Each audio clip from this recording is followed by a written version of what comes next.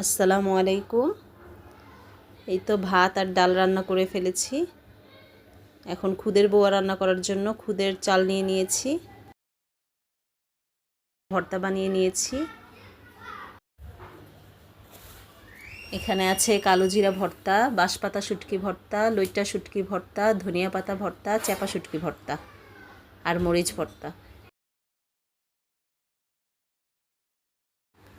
পেঁয়াজু বানানোর জন্য ডাল বেটে নিয়েছি, ডালে সব ধরনের মশলা দিয়ে ডাল মেখে নিয়েছি।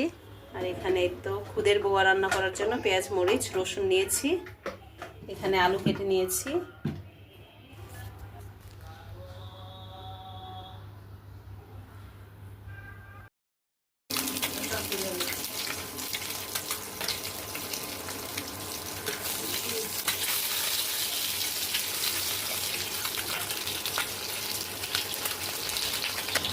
এখন বড়া রান্না করবে।